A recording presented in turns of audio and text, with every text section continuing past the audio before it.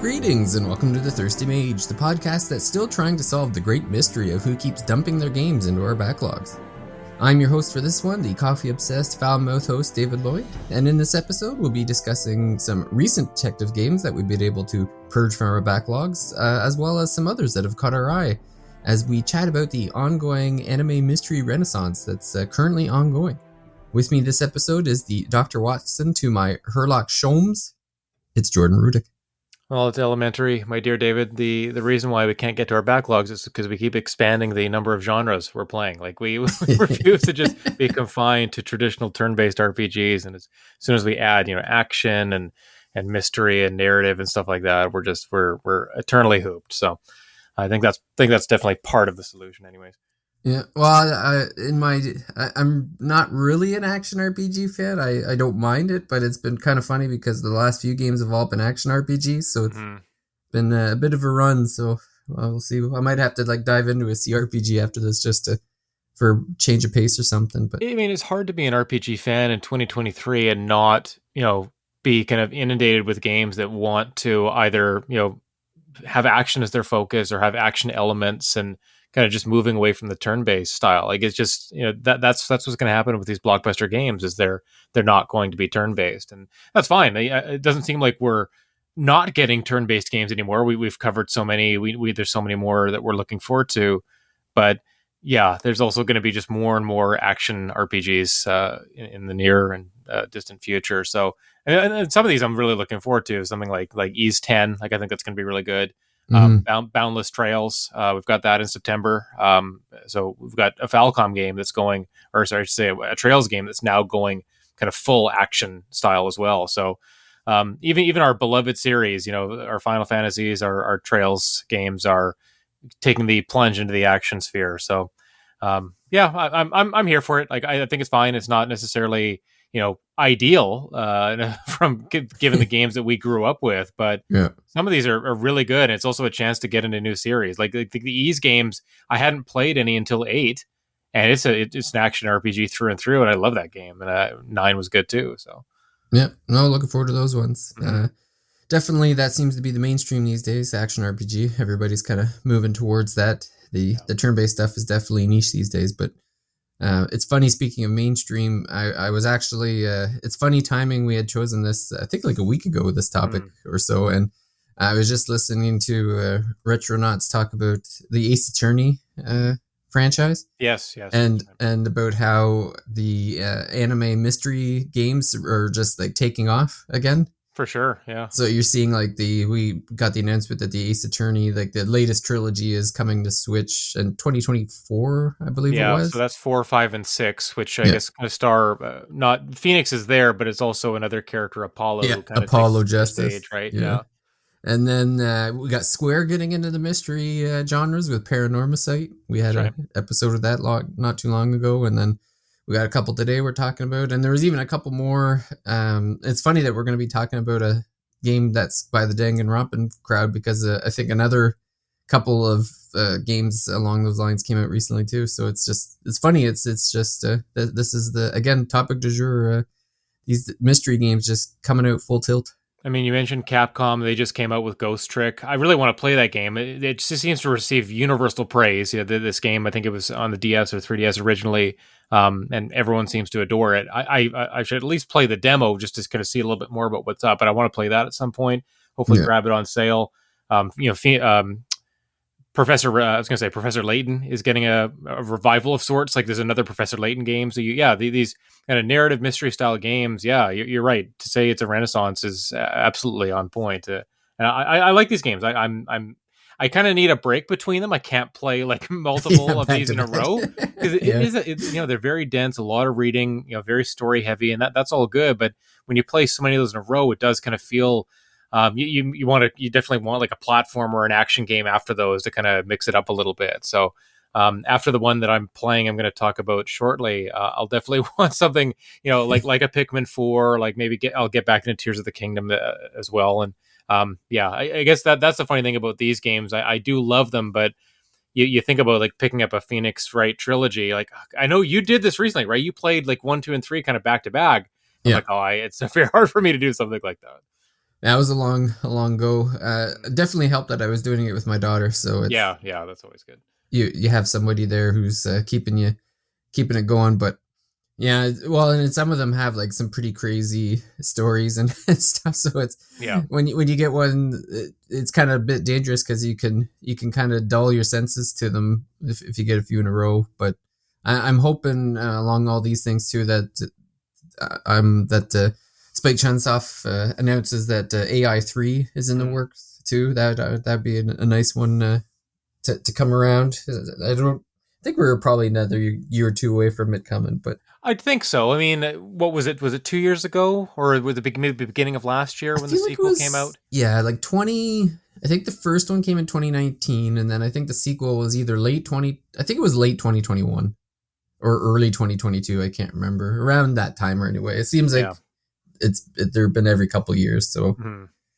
I think 2024 would be the absolute earliest. But if they even do a third one, I know I was kind of surprised to hear that they had Looks like June done a June of sequel. So. last year. Jeez, I can't even Oh believe it's June. Like, okay, sure, time's yeah, just whatever now. But yeah, I yeah, don't know if that game ended with a cliffhanger or something like that. But these games seem to be selling and reviewing well, so it makes sense to do more of them. And it does yeah. kind of seem to be their niche. These horror tinged like mystery games. With different kind of investigative elements. And again, I'm going to talk a little bit about that later. But I do want to hear about Lost Judgment because we talked about Judgment last year too, I think, and we were kind Yep. of like excited to get into that one, after hearing good things and knowing that we already like the Yakuza games and there's a lot of similarity, a lot of crossover there. So Yeah, so yeah, Lost Judgment it was the game that I've been playing before Final Fantasy 16 came along.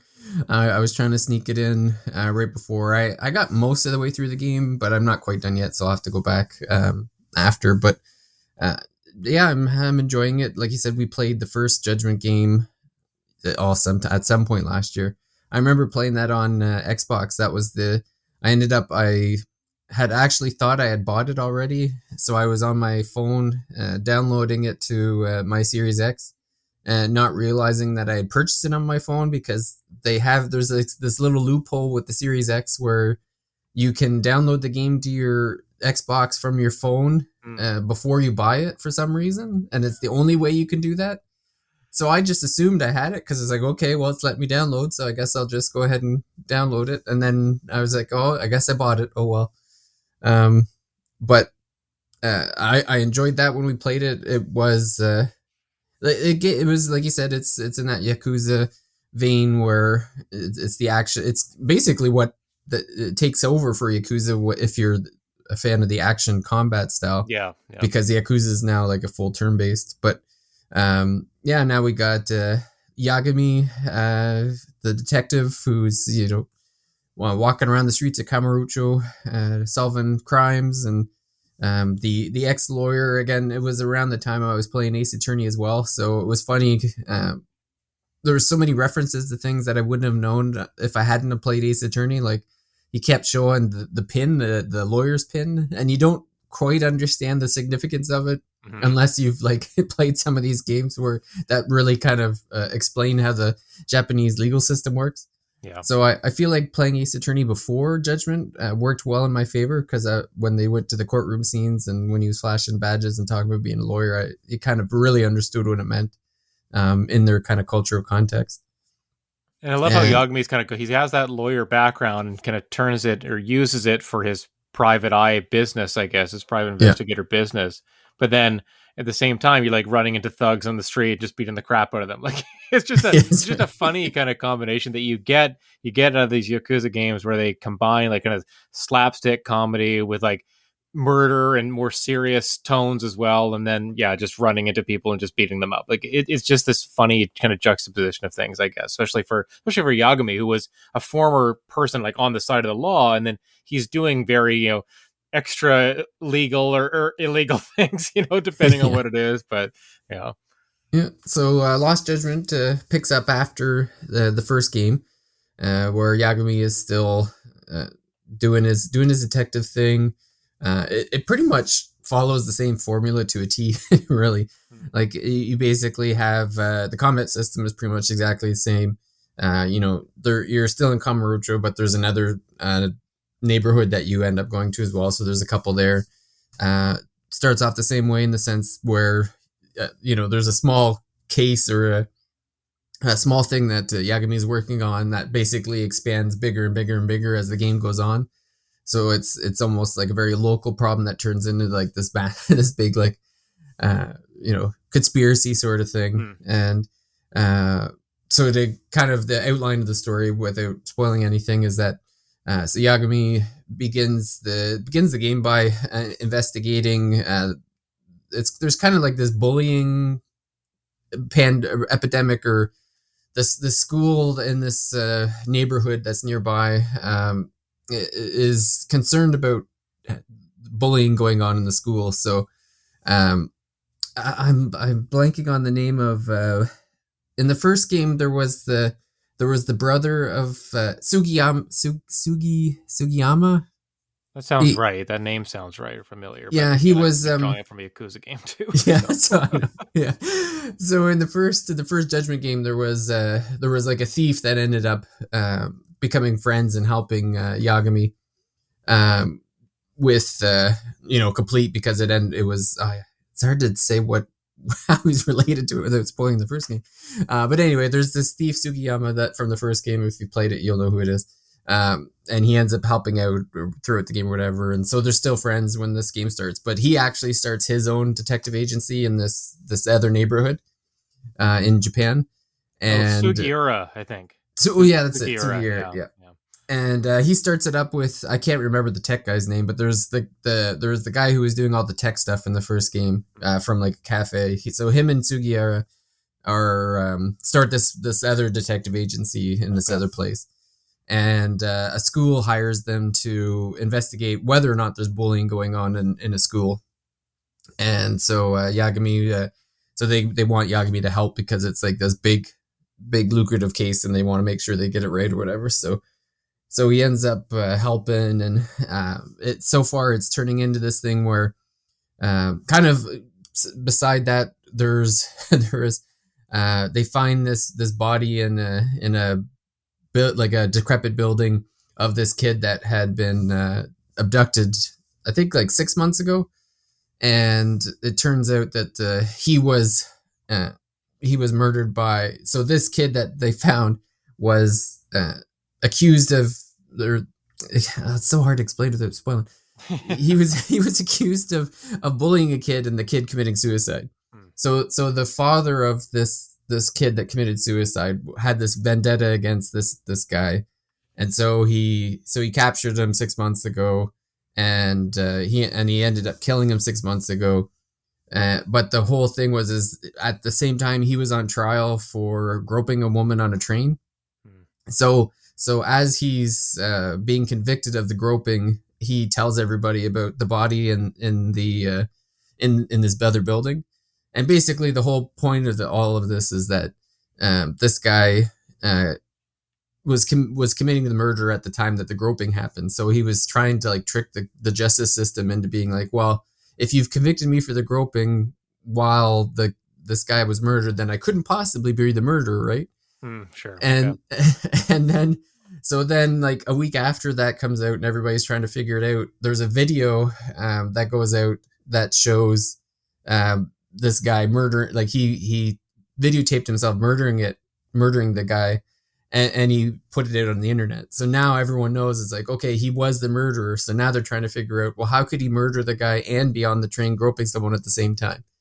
And that's like basically like the plot of the story, and it's like taking all these weird turns, and they're learning new things, and there's new while you're doing that, there's also like a new gang that's taking over Kamurocho, with the Tojo clan having been basically decimated and disbanded after the events of the first game.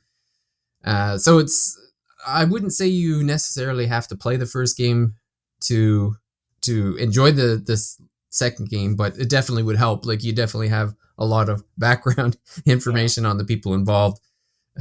You'd understand kind of like a lot of the context of stuff. So it's definitely worth playing the first game. But so far, I would say if you enjoyed the first game, you should enjoy the second game just by virtue of it's like almost basically like a a shot for shot version of the first game, just with a different story. So with games like with direct follow-ups like this, where it obviously takes place in a very similar area, similar characters, all that stuff. Like I'm always curious, like how do they start you off? Because Yagami is obviously pretty. If you played the first game, gets pretty powerful by the end. Like how does this game kind of do the beginning, like in terms of your progression? Are there new moves? Is the combat system different? Like are there any kind of those kind of gameplay differences, like the kind of nitty gritty progression stuff that we get into? It seems to me, it seems identical to the first one, where it's like Yagami has like a few different types of fighting styles. Like there's one that's kind of designed for hand-to-hand or for one-on-one combat. There's one that's kind of made for taking on groups of people. So I have three of them right now, and they're like color coded. Like I think it's like red, yellow, and green. And it works the same way in the sense of like you get XP and then you unlock the different moves. So I mean, I think there's different moves. I mean, some of it's the same from the first game. I think they've added a few new moves. Like there's this one move that I'm totally abusing, where you kind of like jump over the guy. You jump over an enemy, but then you can kind of do like a Hurricane Rana where you like flips him on his head, and it's almost like it's almost like an automatic kill sort of thing. So it's the fighting style it feels exactly the same. Like you can still buy healing items if you want to kind of brute force your way through anything. You just go, like it's all the same. The map seems the same. Like Kamurocho seems the same. Like you're still going to the Genda Law office. Like you're still doing all the normal stuff from the first game. You're just unlocking everything just like it was, but you're starting fresh. It's not like it's like you started the first. It's like I said, it's almost like they just redid the second game. Like sure. Yeah, we're just gonna start over with something new to give them, but we're kind of back to square one on the action RPG style. Well, that makes it easier for people who didn't play the first game to get into it as well. You don't have to have any memory of like how the first game played or how the combat worked or anything like that. They kind of just start you fresh. So I think that's fine.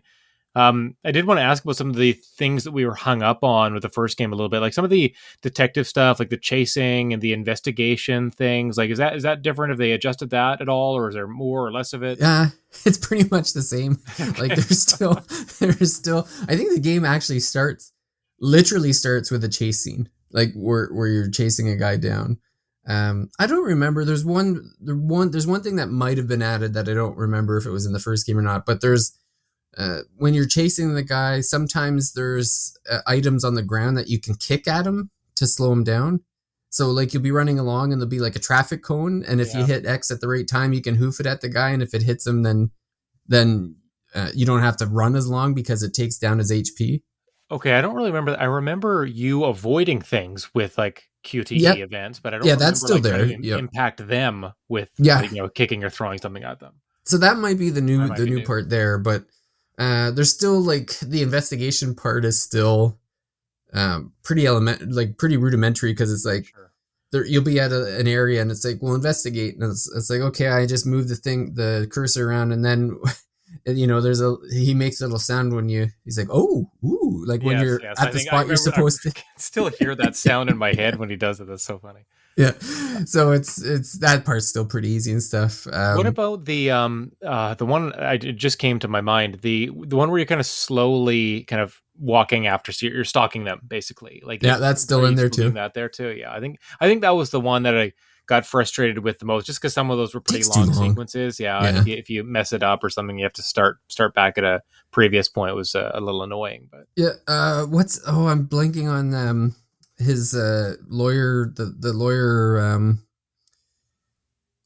the female lawyer's name I'm blanking on. Not Sayori, is it Sayori? Yeah, Sayori. So there's still another scene where she has to dress up as to go into the what do you call it, the host cafe or whatever, where she has to be a host and stuff. Like that, sure. Yeah, so there's like for some reason she had to do that again. Well, it's too popular of a segment from the original game, so yeah. I don't know. That's of course.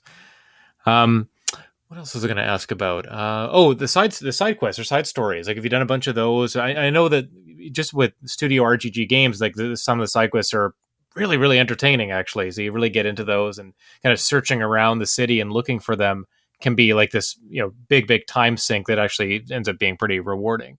Have you Yeah. So, noticed any of those or done any of those? well, it's funny. There's so when he's investigating the school, he realizes that part of, like, so when the big murder thing happens, and he's contracted to work on that, he realizes that the school that he was doing the bullying investigation at is a part of the bigger overall thing. Hmm. So he realizes he has to stay at the school, but uh, he needs a reason to be there, so he has to become a teacher or like a guidance Oh, counselor or that's so whatever. good. I love Yeah. that. So he becomes the guidance counselor of the mystery book club. Hmm. And so that is like a side quest in itself. So he has to help. So the side quest is led by this girl who has, she has the most recognizable voice, and I can't even think of who it is now, but she's in like she's in like Persona and Trails, and like I can hear the voice, but I can't think of the name. Yeah. But she's kind of like this real go-getter, and so she's solving crimes that are happening around the school or whatever, and you have to help her and this other guy solve these mysteries around the school. So those are the side quests. That I love that setup. I think that it's really Yeah. good. Again, just you're kind of like that fish out of water kind of thing with him. Like, you're so good at, like, being a detective and being a lawyer and all that. Now we're going to put you somewhere completely different, and having some side quests centered around that. I think that's really good. I'm looking forward to playing this game more, hearing something like that. I mean, the whole school thing and there being a new mystery, I kind of expect that, but how does this, impact the game and some of the extra stuff that you're doing? Because I get really into those. At least the first half of my playthrough of these games, I kind of try to do almost all the side quests, and you really get a good sense of what all the extra content that they've put in. And so that sounds like a good one for sure.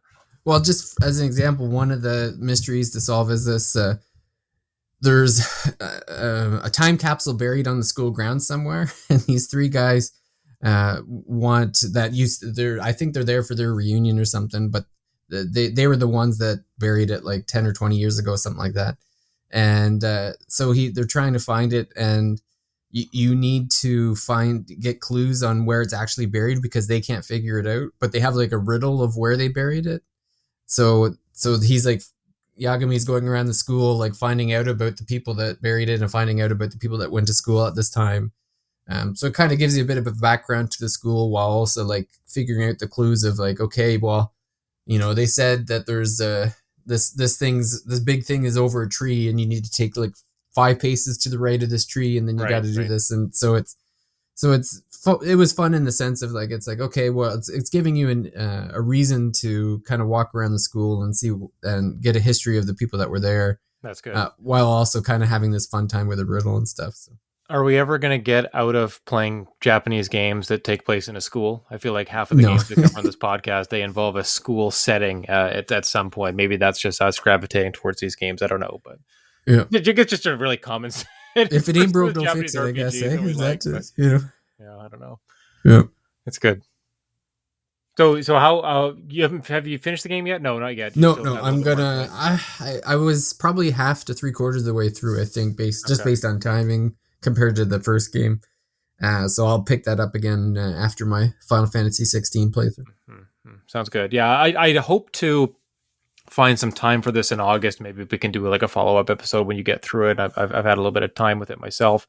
It's obviously it's tough to make time for these big, again, 20, 30, 40 RPGs or RPGs where there's just so much extra stuff that you want to do. Like the main story just always feels like to me as a small part of the experience. Like there's so much just walking around, doing the extra stuff, seeing everything. Well, the thousands of mini games in those styles. Oh yeah, too, God, right? I mean, we didn't even don't even get me started on that. It's true. Yeah. But I do want to play one of the Yakuza Studio RGG kind of combat centered games before the next Like a Dragon game comes out. That we I think I mentioned that as one very excited for coming out next year. So I'd like to do one of the combat ones before getting to that.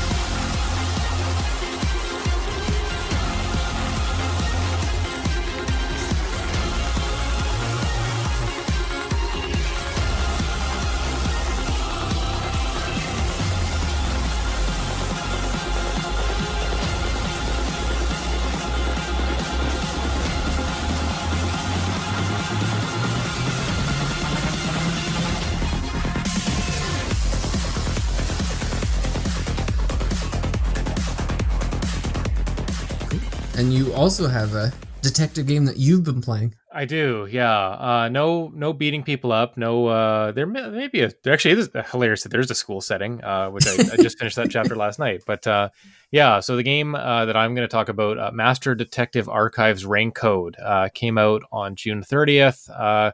Kind of just snuck in there. Middle of summer stuff, like obviously people were still playing Tears of the Kingdom. We had all the June announcements that came out. And then you had Final Fantasy, you had Diablo 4, you had a lot of big games come out. So this one kind of just sneaking in under the radar. And I hadn't fully realized that the game was a Switch exclusive till you brought that up, David. I was a little bit surprised by that. But yeah, Switch exclusive. This is from Spike Chunsoft. It has a lot of the people who worked on the Danganronpa games who have made this one. So, and it totally shows, like within the first 30 minutes, you can tell like, it's not Danganronpa, but it definitely feels, it has a lot of the same sensibilities, kind of being in that fantasy mystery type of genre, lots of adventure game elements as well. So the premise of RainCode is that you are Detective Yuma Cocohead. The names only get better from there. They're definitely an all-name team type of game. You are someone who has lost all their memories. You're an amnesiac. You kind of wake up in the lost and found of a train station, and you have like a train ticket. You have like an invitation to go to this place on the other side of the train tracks. And so you get on the train, and then the kind of game kind of starts right away. You get right into the mystery element. The first chapter is called Chapter 0. You meet some other detectives who are from this World Detective Organization. Supposedly you are one of them. You're kind of dressed like them, but you're kind of considered a trainee, I guess, compared to your colleagues who are master detectives. The hilarious thing about the first chapter, or that kind of introduction chapter, and it takes place before what's considered the prologue, so I wouldn't even call this spoilers. It's so early, but basically all the other master detectives on the train die, and you go right into like the first 20-30 minutes. You go right into the solving this mystery of what happened to them on this train that you're traveling on. So yeah, it just throws you right into the thick of things. There is a central mystery involved with the city that the train takes you to. It's referred to as Kanai Ward, and it's kind of run by this corporation, Amaterasu Corporation. It's always raining in this Kanai Ward city. There's these small areas that you're kind of exploring. And so you're trying to figure out what's happening in the city. It's kind of a police state. You have this force called the Peacekeepers who kind of keep a tight leash on everybody. And they're trying to, I guess, do their mysterious business behind the scenes. And so you're trying to solve, what is the corporation up to? But then each chapter has its own kind of little mystery that you're solving as well. So Yuma, so you get off the train, you've solved that mystery. You meet this fellow who's also kind of formed his own little detective organization, has invited other members from the World Detective Organization to help him figure out what's happening in Kanai Ward, in investigating this corporation. They refer to like this ultimate mystery that they keep coming back to, and you keep getting like little pieces of the puzzle of what might actually be happening here. The game has 6 chapters in total. I am at the beginning of chapter 3, although because it's 0, prologue 1 and 2, so I've finished those parts. So I've started 3. So 3 is actually like the 4th chapter of the game, I guess. And yeah, so you meet different people in every chapter. You have the first part of each chapter is kind of like more adventure game-ish. You're walking around a setting, talking to people, maybe doing side quests or just kind of exploring around. And then the main, when you're trying to advance the main story, it'll take you to kind of different areas of Kanai Ward, like a tower, a church, clock tower, school, things like that. And so you'll advance the story there, meeting new people and stuff. After the main mystery of each chapter reveals itself, you go into kind of a more investigative mode. So you're kind of put into smaller spaces, smaller rooms, and you're looking around and trying to figure out, kind of collect clues that you're going to use later. So you collect these, so they're called there's some kind of key. I can't remember the name exactly, but you collect these keys, and then you use the keys later once you get to, I guess, the final third or second half of each chapter, where you're trying to figure out basically who did it, how did they do it, what exactly happened, to kind of put all those pieces together. A few other ways that it's like a Danganronpa game is it has that writing. The game's fully voice acted, which is pretty good, and the voice acting is solid.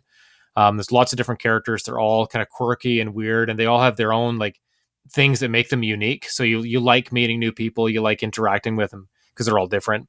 Yuma is a little bit more blank slate-ish, obviously, having amnesia, but he has this kind of sidekick type character, Shinigami, who appears as like a ghost for half of the chapter. And then when you get into like what it's called, they're like these mystery dungeons or mystery labyrinths.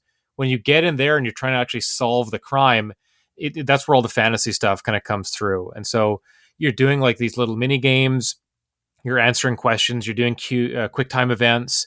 You're actually, and this is very similar to like the trial sequences in Danganronpa, where there'll be like accusations or words kind of floating on the screen, and you have to chop them with your sword if they're false, or block away the noise ones that you're not supposed to pay attention to. And you use kind of the keys you've acquired from the investigation phase to you kind of use them in these pseudo battles to reject the things that the other culprits or potentially guilty parties are saying to you. So I'd say the second half of each chapter is very, very reminiscent of Danganronpa, whereas the first one, you have a little bit more freedom to kind of look around, and it does feel a little bit more like a detective story as opposed to I guess like a school or relationship building story. There aren't really relationships to build in this game. That's another departure, I guess. You don't kind of like spend 3 hours or three points talking or interacting with people in the area. You're kind of free to just spend however you want the first half of the chapter. But yeah, it's really good. David, I don't know if you've heard anything about this game, or do you know anyone playing it? Like, is this the first time you're kind of getting anything of this game? I remember seeing it. I feel like it was in a direct last year where it was announced. I remember seeing it announced, but I don't. It hasn't really gotten much. Like, I've heard a couple of people talking about it. Like, I know it's funny. I mentioned Retronauts, and I know Bob Mackey had on a previous episode said that he was specifically buying it because it was done by the Danganronpa people. But other than that, I haven't really heard much about it. Like, even social media wise, not a whole lot of people talking about it. Other than I heard, like, the few things I have heard, I've heard it was good. So yeah, so I think a couple reasons I think that might be is the game is very long, maybe longer than people have expected, and so people might have got the codes late. We got a launch day code. I know some sites did get a code a little bit earlier than we did. I don't know how much lead time they had, but I wouldn't be surprised if we got a bunch of reviews coming out for the game this month. Our review will be up hopefully in the next week or so. But yeah, I think that could be part of it. I think, again, June was just such a busy month with a lot of big titles. So this one just didn't have the marketing behind it. Maybe that's a Spike Chunsoft thing. I don't know. I imagine they published it as well. Publisher Spike Chunsoft. So yeah, maybe it's just a June thing, release it and not too much fanfare. I'm not sure, but I think the game's quite good. Like, I am into it. I think some of the sequences last a little bit longer than they should. It does feel like there's not padding, but just like moments where like you're getting just so much dialogue and so much story, and where I wonder if they could pare it down a little bit to make the game a little bit more better paced. But yeah, I like it. I think it's fun. I think that, again, if you like Danganronpa, you're probably going to like this game too, as long as like you're not hung up on the relationship building aspect, which isn't really a part of this. More on Shinigami though. So she's a ghost that kind of follows you around. You apparently have signed some pact with her, which is kind of under wraps a little bit, at least to this point in the story, which I think is about halfway through the game. She kind of guides you a little bit, but she's also like making fun of you and like, always quipping about things, so there's a lot of banter coming from her. Yuma's a little bit more kind of straight laced and trying to be the kind of plucky good guy type. For example, like, so the previous chapter 2, takes place in a all girls high school, and so she's constantly referring to this one girl who's asked you for help as like uggo and flat chested, and just making fun of her. Like, she's kind of jealous, I guess Shinigami is, because she kind of straddles a line between being like interested in you and like constantly teasing you, but also like horny and obsessed with like death. Like, she's a death god, I guess. So she loves like these mysteries, and they really get her going, get her excited. And so the funny thing is, in the latter half of each chapter, when you go into these mystery labyrinths, she transforms like a Sailor Moon type transformation sequence. It really is. And the game does a lot of like references to other things, like referring to Danganronpa, referring to other Japanese games like the Dragon Quest series. She uses a spell to like warp you to the beginning of an area, and it's zoom, but it's SO like asterisk M, right? So it's zoom, but and it kind of even makes the sound like the sound effect from the Dragon Quest games too. So it's quite funny. But yeah, she transforms into this like fairly scantily clad, like anime looking girl, and it's just it's funny. Like you pull a sword that you use for the dungeon sequences. You pull the sword out of her mouth. There's one mini game where she's in a barrel, kind of in her bikini, and you're like shooting knives at the barrel to knock like the letters off to spell a word. Again, totally Danganronpa stuff. Like all the kind of post-investigation mini games that you play to solve the murder, to solve the mystery, all those mini games feel taken straight out of like Monokuma's type mini games that he gives you in Danganronpa. So a lot that, yeah, again, the half of this game is going to feel so familiar to Danganronpa fans, including like the pink blood that's used when there's a death scene or something like that, or someone's poisoned. They're like, kind of barfing out pink blood. Yeah, but I don't know. Like I like the game. It has a darkness to it because there's obviously a lot of murder and death, and some of the main antagonists seem particularly brutal when you meet more of the kind of the heads of the peacekeepers and I guess people working for Amaterasu. You see kind of like, okay, these guys, they're no nonsense. They mean business, and they're pretty dark and deceitful and all that stuff. So you get a good touch of like levity with the conversations between some of the characters, but then when you see kind of the villains and who's behind the scenes, kind of puppet masters, they seem pretty dark. So I like that blend that's going on. I just feel like the pace is maybe a little bit slow, and it's tough in the summer when you kind of want to get through a bunch of games. And it's not that it's a slog or something like that, but I guess I wish it was a little bit quicker though. That's all. Yeah. Yeah. Well, that's the thing is, even just like, it's funny you say that about December because it does feel like I know just playing Final Fantasy 16 now, it feels like I'm not able to devote as much time to video games just with stuff the kids are doing, and just in the heat too can kind of be irritating when you're trying to play and stuff. Well, I get sleepy. Like I close my eyes more because there's just so much reading. Like it's almost a tough time to play games like this where you do get a little bit more tired, or the heat is a little bit more of an issue. This feels like maybe a better suited game to something like November, December, when like it's kind of dark outside. You want to read something kind of chilling, mystery type story. Then you play something like this. June 30th seems an odd release date for a game called RainCode, where yeah. the central city, Kanai Ward, it's raining constantly. So it's always dark, it's always rainy. Yeah, so the main area, whenever you're exploring, you're walking around, it's constantly raining. And then I'm looking outside and it's super sunny outside. It's just a weird contrast, So yeah, I wonder if this would be better as a fall or a winter type game or something like that. But that could be. I thought they would have delayed it just in general, just based on all the stuff that's come out between. Like, I know Breath of the Wild came out in May, but I mean, it still had a long tail. And then with Final Fantasy and Diablo both coming out, I would have thought that they would have pushed back.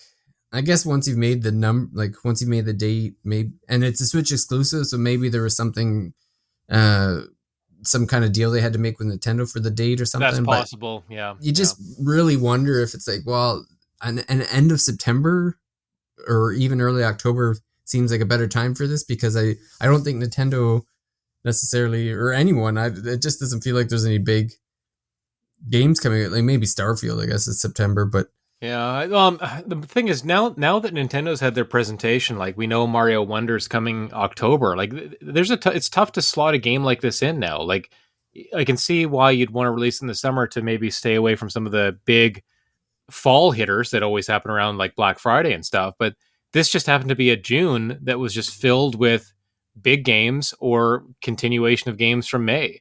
And so they probably penciled this in not knowing when Final Fantasy 16 was coming, or when maybe before Diablo 4 had a firm release date or something like that. Like it's tough. And it is a very different game from those. I understand that. But you think about it, it's also a game that like maybe people would want to play on the side, play in addition to something else. So for it to be really beefy as well, just a lot of things that don't coincide with summer. The theming, the atmosphere, the length of the chapters.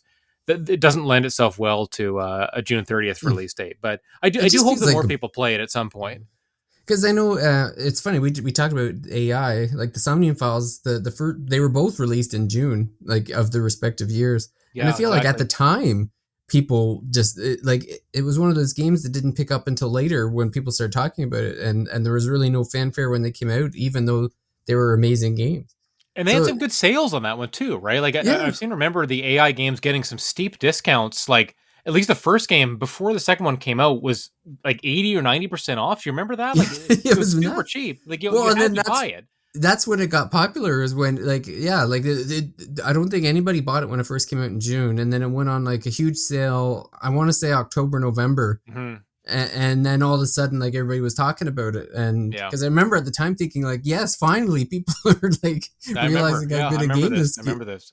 So maybe that's their play here, is that you release this game and the diehard fans are going to buy it at launch, and then you seasonally, when it makes more sense to play a game like this, maybe that's when you do your full marketing, your discounts, your sales, and all that stuff. And it might be like one of those ones where you put it on sale for the like right before the holidays, and that's when it gets picked up or something. I mean, this is a Halloween game. It's either a Halloween game or like a cold winter's night game. That's what it feels like to me, especially like, Vancouver, we're used to a lot of rain, and we haven't had rain for like weeks here. And I'm playing a game where it's raining constantly. It's just a funny, like I said, it's a funny contrast. And I wonder if the timing is going to, the reason why we're just not hearing a lot about this game. But I do hope that people play it. I think it's going to be good.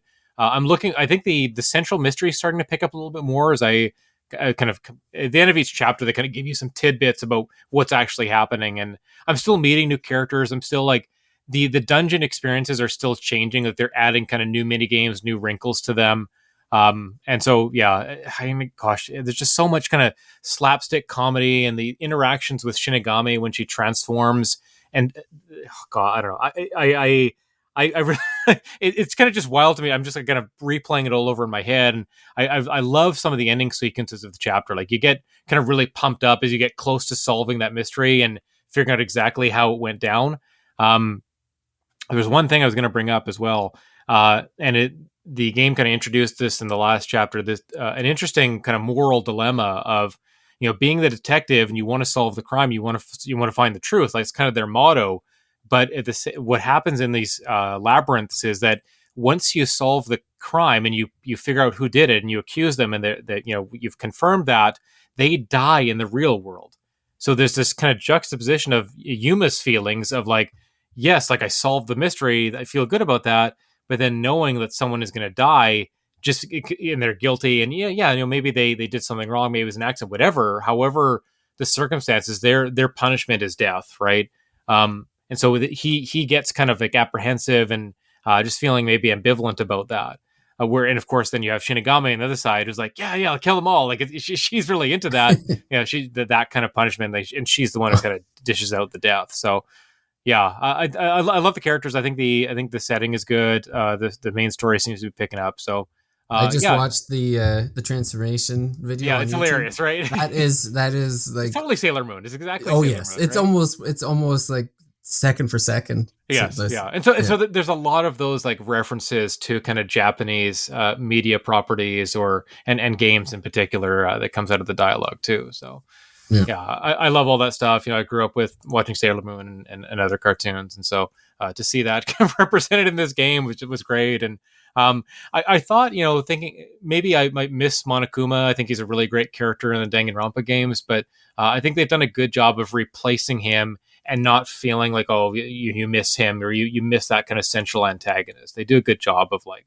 you are more of a detective here. You're not just someone trapped on an island trying to figure out what this game is and kind of trying to kill time a little bit. There you have a little bit more of a driving force in this game than some of the Danganronpa games. So I'm liking that too. That's good. Yeah, it's a good one. I just wish it wasn't a Switch exclusive, but I mean, and again, might have to dust it off, I guess. And we talked about this. It might not stay that way because might be a timed exclusive. It could be timed like 6 months or a year or something. It's I'd love to play it on Steam Deck. The performance is fine. I think it just looks quite muddy. I'm playing it mostly handheld as I do, and yeah, some of the scenes look. And again, it's dark and it's raining, so you get a lot of these muddy kind of scenes. So for that to carry over in the visual style as well, the cutscenes are great. The character art is great, but then in game, like kind of the 3D sprites and just what you're seeing minute to minute, it does look a little bit washed out. So yeah, that is something that could definitely be improved on a Steam Deck or a PS5 or something like that. So we'll see if it comes to some other platforms, and if the game doesn't sell well, I could see them maybe wanting to port it over and see if they can bolster the sales too. So that could be an option. Yeah, but that is Master Detective Archives RainCode. We also talked about Lost Judgment. David's playing that. Hopefully, I'll be able to get into that soon. I think we'll call it an episode here. You can reach David at thethirstymage.com with your emails. You can find us on your podcast apps. We're on Spotify. Leave us a review. Leave us some questions there. That'd be fantastic. We have a Patreon, patreon.com/thethirstymage. All of that would be fantastic. We love to get new listeners. We've got a Discord. David, how do people get on the Discord again? I think the easiest way would probably go to thethirstymage.com, and there's a link for the Discord right in the middle. It always makes me happy when I log into Discord so seldom, but every time I do and I see new people have joined it, I'm like, oh, that's good. People are picking up, finding the podcast, finding the mention of Discord, and joining our ever-growing Thirsty Mage army. So that's a good thing. It's a great community. Very supportive. Very good conversations. Obviously, we've been talking about some of the big games of the summer, but if people have some smaller titles that they want to hear about, or maybe something flew under our radar, we'd love if you gave us a shout on Twitter, or again, gave the email address for David. I'm at Riskman64 on Twitter. David, you prefer people kind of reach out to the Thirsty Mage handle or your own handle? It's either one. It's easy. It's probably easier if you go at the Thirsty Mage. Yeah. We actually just had a shout out. One of our listeners asking if we'll do an episode on the best Sid rendition. Oh yes, was that Matt? Yeah, I saw him mentioning. I made a tweet about that today too. Pretty solid Sid in Final Fantasy 16. I'll just say that right now. So we have to do this, the ultimate Sid off. That might be something. We'll have to wait for you to play the Sid part though in FF16, so that you have the full Sid experience in the new game before comparing some of the great Sids of the past. He's been getting some high praise, so I think I might just have to do that. I was going to ask another game that I've been kind of thinking about, and I know it's a long one, but Final Fantasy X-2, does that have a Sid in it? Because I believe 10 gotta have a Sid in it. It's gotta be, right? So if it does, that's one I've been just kind of personally wanting to revisit. I reviewed. If you remember, we each took one of those. I reviewed 10, you reviewed 10-2 years ago on Switch. But I've been jonesing to kind of play 10-2 for some reason. So, well, now I'm also curious. Do we include Cindy? I think it's Cindy from Final Fantasy 15. I know there was an actual Sid in Final Fantasy 15, but I feel like Cindy was the true Sid. Yeah, we might have to throw in both of them in the list and see where they pop up. But yeah. Okay, Sid off. Yeah, that's definitely. So there you go. See, someone made a suggestion. Sid is. I've confirmed on the wiki that Sid. There is a Sid in Final Fantasy X2. Fantastic. Okay, so it sounds like that. Yeah, lock it in. I definitely non-playable character in the Xanarkhan ruins. That's fine. That's good. Yeah. So I want to do that. So there's another reason to get back into more of our favorite series of games. And yeah, I'd like to get to 16. Maybe in August or September or something like that. I'm a little bit less busy in the fall, so that's always a good time to revisit some of the games I've missed. But I say that, and I'm like, oh, Starfield's coming out in September too. So right. Yeah, so we'll see. But please hit us up on Twitter or by email. Let us know what kind of episodes you want to hear or games you want us to cover. We're always open to suggestions there too. But I think that'll do us for this week. So thanks everybody for listening, and hope you have a great rest of your week. Bye for now. Bye.